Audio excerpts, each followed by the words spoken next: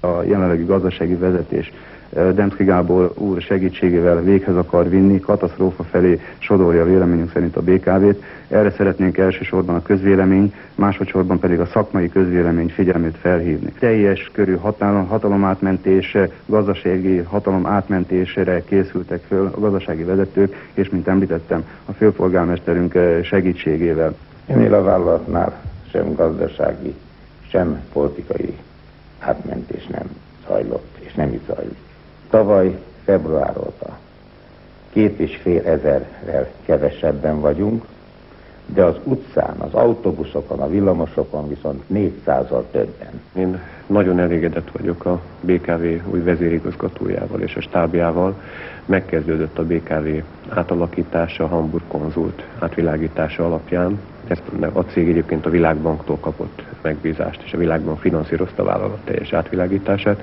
Ennek a lényege az, hogy igazgatóságokat szüntettek meg, és megkezdődött egy olyan szervezett racionalizálási program, amelynek a keretében létszámleépítések is voltak. Valójában ez aggasztja a szakszervezeteket és a munkástanácsot is. Pontosan erről a tanulmányról van szó, amikor aggályunkat kifejezzük, egy szakmailag szégyenletesen gyenge tanulmánnyal állunk szemben, amelyik tulajdonképpen egy gumi tanulmány, Magyarországon bármelyik vállalatra rá lehetne húzni, bármelyik vállalata problémáit be lehetne vele takarni. Egy-két számadatot kivéve. Semmi más cél nem szolgál, mint ahogy említettem, hogy a gazdasági és a politikai hatalmat átmenteni. A munkástanács hangja az egy fontos hang, de csak az egyik hang a BKV-nál. Számunkra a munkástanácsnak a súlya az azonos súly a taglétszámának a súlyával, amely én úgy tudom, hogy a BKV összlétszámához képest elenyésző. Ezért hát ennek a kritikának is tulajdonképpen az adja meg a helyét, hogy honnan hangzik el, és hogy mekkora erő áll mögötte. Ez egy súlyára is, terjedelmére is, de tartalmára nézve is hozzáértő emberek által, hozzáértő szakemberek által készített tanulmány volt. A vállalat átszervezését pedig úgy csináltuk és úgy csináljuk, hogy a véleményüket folyamatosan kikérjük. Tehát ők egy javaslatot tettek le, aminek a végrehajtását mi csináljuk, mi készítjük, de ezek a végrehajtásra ebből kikérjük a véleményt. Én merem állítani, hogy ez egy megtervezett, alaposan átgondolt, lépésről lépésre végrehajtott átszervezés. Szeretnénk minél előbb elérni azt, hogy egy szakértői csoport vegye át most már a BKV fölött a hatalmat, és jelöljék ki a követendő utat. Ez a jelenlegi elgondolások nem szolgálják sem Budapest, sem az ott dolgozók érdekeit. Tudvalólag elég sok telekkel, ingatlannal rendelkezik a vállalat, ami nem szükséges a közvetlen működtetéséhez. Ezeket a telkeket, ingatlanokat majd egy részét eladják, a másik részéből különböző vállalkozásokat készítenek, és önmaguknak fognak majd megbízást adni. Ezeknek a vállalkozásoknak az érére a volt politikusaink, MSZNP-s politikusaink fognak kerülni, és nagyon jó, szép kis egzisztenciát biztosítanak maguknak a jövőre nézve, de nem biztos, hogy ez jó Budapestnek. Jelenleg is 8 általános iskola vezetsége osztályvezetői beosztások vannak, ugyanakkor pedig akik gépészmérnök vagy közgazdasági szakközépiskolát vagy más üzemgazdászi képzettség rendelkezik az illető, akkor természetesen csak beosztott lehet. Megcáfolom. Több száz személycsere történt egy év alatt. Ennél több nem történhetett, mert itt már a vállalat működőképessége veszélybe került volna, és ennél a rendező elv mindig a rátermettség volt. Jelen pillanatban nem tudja senki sem biztosra megmondani, hogy a BKV milyen vagyoni rész fölött rendelkezik kezelői joggal. A vagyonátadás nem történt még meg, csak első fokon. Az elsőfokú határozatunkat megtámadták, most a belügyminisztériumnál van az ügy, és így, amíg a vagyonátadás maga nem történik meg jogerősen, addig ez a részvénytársasági formában történő átalakítás sem kezdődhet el, ezen kívül pedig auditálni kell a céget, ez is hosszú időt fog igénybe venni. Úgyhogy maga ez az egyszemélyes RTV való átalakítás legalább én úgy gondolom, hogy még egy évet igénybe vesz, és ez nem a vállalat vezetőinek a hibája, hogy ez ilyen hosszan húzódik. Hogy merül egyáltalán fel a részvénytársaság? Azért kérdezem, mert Bécsben egy hasonló nagy világváros, hasonló nagy tömegközlekedéssel eszébe nem jutott senkinek, hogy részvénytársasági formában üzemeltessen tömegközlekedési vállalatot? Több oka lehet a részvénytársaságnak. Indokolja egyrészt a lehetőségek kihasználása, amiben a vállalat a jelenleginél sokkal nagyobb saját bevételt ér el, és indokolja a dolgozók részéről is, és erre az igény megvan, hogy a részvénytársaság megalapítása után dolgozói részvények is legyenek. A részvénytársasági formát mi teljes egészében elveszük. Ez köztudott dolog, hogy ott érdemes részvénytársasági formát választani, ahol nyereséges működtetésre nyílik lehetőség. A BKV-n belül ilyenre nem nyílik, amit Hall úr is már több alkalommal, több ízben nyilatkozott. Egy dologra jó, hogy a fővárosi közgyűlés közvetlenül gyakorolható jogait csorbítani, egy 9-11 tagú igazgatótanácsnak átruházni, így tulajdonképpen a gazdasági vezetés szabad kezet kap a vállalat által kezelt, mint egy 300 milliárd forintos vagyon felett. Az 5 parlamenti pártnak, tehát az MSZP-n kívül az 5 parlamenti párt elnökének, az 5 parlamenti párt frakcióvezetőnek írtunk egy jelzésértékű levelet, amiben jeleztük azt, mert hangsúlyoztuk az elején is, hogy mi nem szakértők vagyunk, mi csak jelezni szeretnénk, jelezni akarjuk, hogy nagyon nagy baj van a budapesti közlekedési vállalatnál. Írtuk mind az 5-nek levelet, ezek közül dr. Kónya Imre, az MDF frakcióvezetője válaszolt, és dr. Györgyesi Péter, az SZDSZ elnöke válaszolt levelünkre, és a többiek pedig még arra sem méltattak, hogy legalább tudomást szerezzenek arról, hogy mi létezünk, és hagyunk és jeleztük fel ezt a súlyos problémát, ami BK-ben jelenleg megtalálható. Egy ilyen vállalat átszervezésére viszont 4 évre van szükség.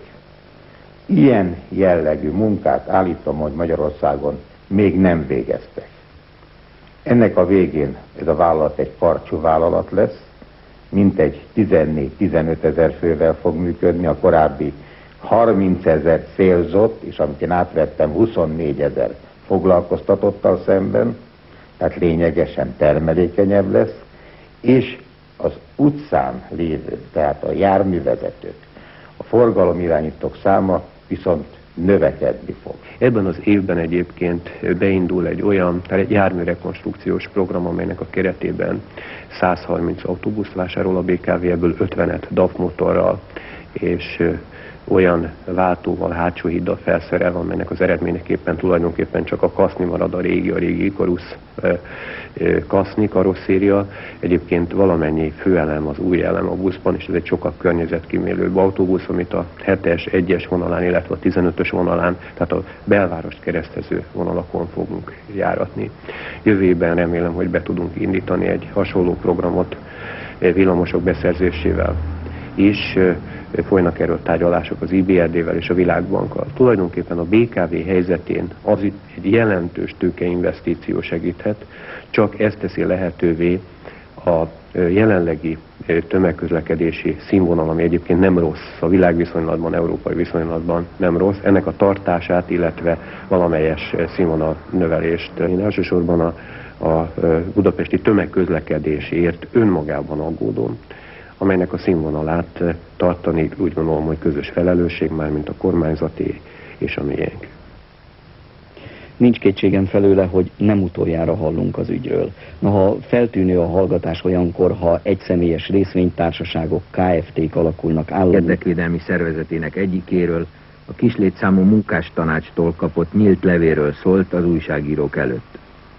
A nyílt levélben a munkástanács hangoztatta, hogy a BKV-nál nem történt meg a politikai rendszerváltás, hogy szabályos hatalomátmentés zajlik. Azt szeretnénk, hogy ne 200-300 párttag döntse el 2 millió ember közlekedését, és ne ők határozzák meg a közel 20 000 embernek a mindennapjait, és azt szeretnénk továbbá, hogy a jelenlegi rettenetes és katasztrofális közlekedésünket végre egy megfelelő szakember irányítása mellett végre föllendüljön a város közlekedése, tehát fővárosunknak a mindennapja.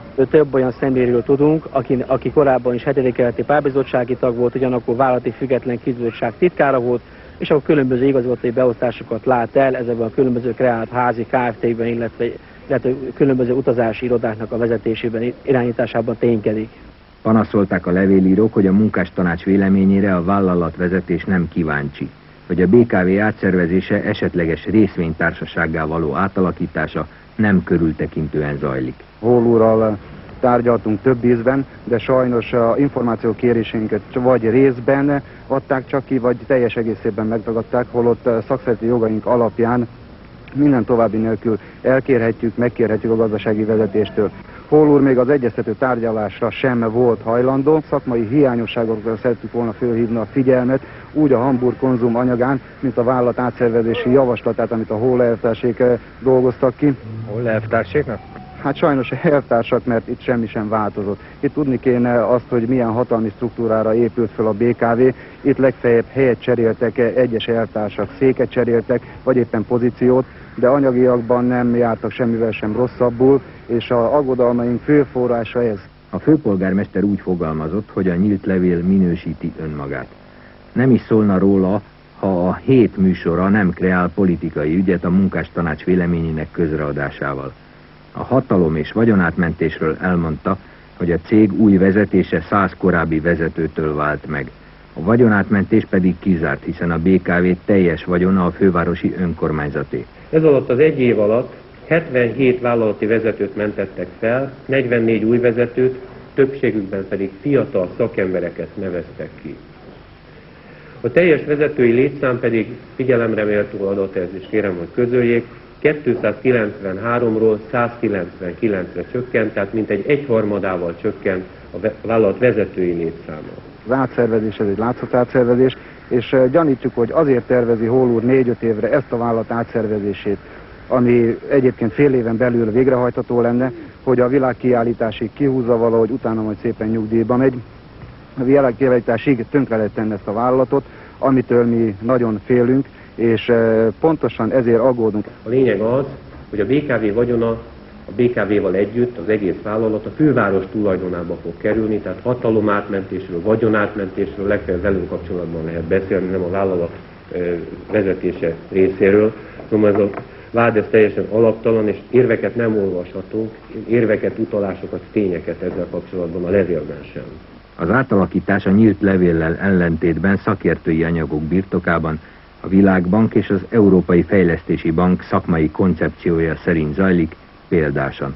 Egy eredménytelenül maradt pályázat után a főváros vezetése megtalálta a megfelelő vezetőt, részben a Hamburg Consult, részben a vele együttműködő Transman ajánlata alapján. Ezt a javaslatot a főváros közgyűlése elfogadta. Akkor kezdődött meg a vállalat átalakítása. Az átalakításnak a lényegét egy mondatban, egy szóval össze lehet foglalni, a korábban folyó pazarlásnak a megszüntetése. Korábban valóban igaz volt az, hogy a BKV vezetői között jó néhányan voltak, akiknek nem volt nagyobb végzettségük, mint 8 általános. Ebben a 13 hónapban kezdődött meg, és erőteljesen előre haladt az a folyamat, hogy a szakmailag tudatlan vezetőket szakmailag hozzáértő vezetőkre cseréljék. Nyilvánvalóan folytatni kell a továbbiakban is. A 8 általános iskolai végzettsége, hogyha végiglapozzuk ezt a Hamburg konzumanyagot, és azt az anyagot, amit a Hol úrék minden kritikai észrevétel nélkül teljes egészében átvettek szinte pontról pontra, A betűről vesszőre, egész egyszerűen nevetséges, hogy ezt szakmailag megalapozott munkának lehet nevezni. A tanulmány megfelel az előírt céloknak, kielégíti az azzal kapcsolatos várakozásokat, és alapja lehet a BKV-val kapcsolatos további munkának. A Hamburg Consult tanulmánya alapján, illetőleg a megkezdett és végrehajtott változások alapján a Világbank legutóbbi javaslata egy $100 millió nagyságrendű budapesti közlekedési programról szól. A vállalaton belüli demokratizmus pedig csorbítatlan. Munkástanácsvezetőket egész egyszerűen most már nyíltan megfenyegetnek, gyűléseken mindenféle csirkefogónak lehordják, BKV árulónak nevezik, holott erről szó sincsen. Kik ezek az emberek, akikről mi most itt beszélünk? Osztályvezető az egyik, amiről egy jegyzőkönyv is készült. Ezt bírósági úton fogjuk most már érvényesíteni, és célszerű lenne, vagy nagyon szükséges lenne, hogyha egy munkavédelmi felügyeletség ellátogatna a BKV-hoz, és ezeket a problémákat valahogy megoldaná. Sikerült úgy leépítenünk 2000 fölötti létszámot jelen időpontig, és évvégéig ezt szeretnénk megközelíteni a 3000 főt, hogy jövő évben is ennek hatására továbbra is rendes bért tudjunk adni a dolgozóinknak. Olyan vezető nem lehet, akinek olyan politikai múltja volt, hogy az vezető beosztására alkalmatlan legyen.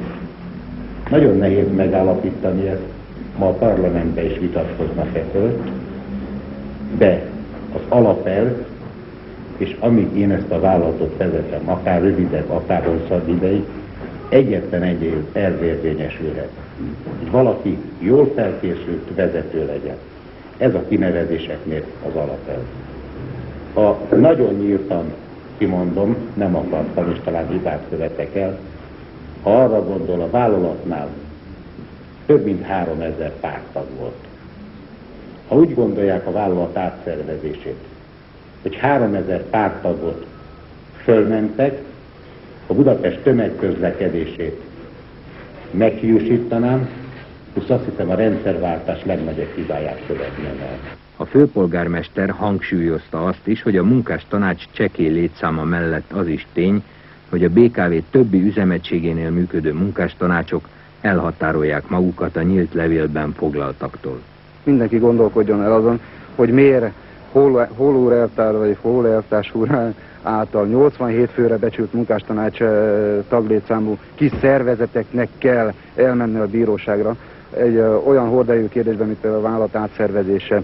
És miért nem megy el a nagy szakszervezet, 16 000 fő nevében beszélő nagy szakszervezet? Mi nem 16 000 fő nevében beszélünk, hanem 16 000 fő érdekében és a főváros érdekében próbálunk meg bizonyos problémákat megoldani, vagy legalábbis fölhívni rá a figyelmet. A munkástanács kapott-e meghívást erre a megbeszélésre vagy értekezletre, hiszen nem volna érdektelen, hogy ebben a körben az is megszólaljon, akit vádolt. Nem kapott meghívót.